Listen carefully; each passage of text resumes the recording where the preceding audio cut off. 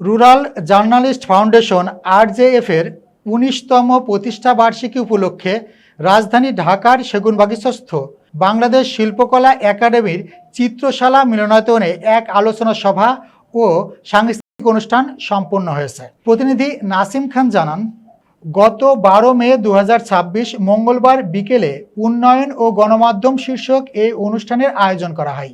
অনুষ্ঠানে প্রধান অতিথি হিসেবে উপস্থিত ছিলেন ঢাকা দক্ষিণ সিটি কর্পোরেশনের প্রশাসক বীর মুক্তিযোদ্ধা মোহাম্মদ আব্দুস সালাম। অনুষ্ঠানটির উদ্বোধন করেন বাংলাদেশ সুপ্রিম কোর্টের বিচারপতি আব্দুস সালাম মামুন। RJF এর চেয়ারম্যান SM জহিরুল ইসলামের সভাপতিত্বে অনুষ্ঠানে প্রধান আলোচক হিসেবে বক্তব্য রাখেন বিএনপি চেয়ারপারসনের উপদেষ্টা মোহাম্মদ হাবিবুর রহমান হাবিব।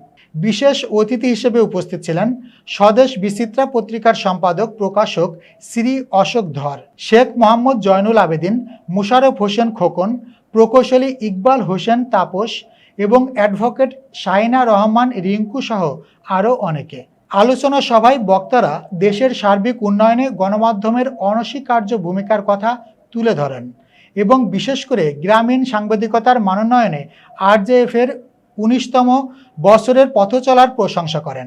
অনুষ্ঠানের দ্বিতীয় পর্বে এক মনোজ্ঞ সাংস্কৃতিক অনুষ্ঠান পরিবেশিত হয়।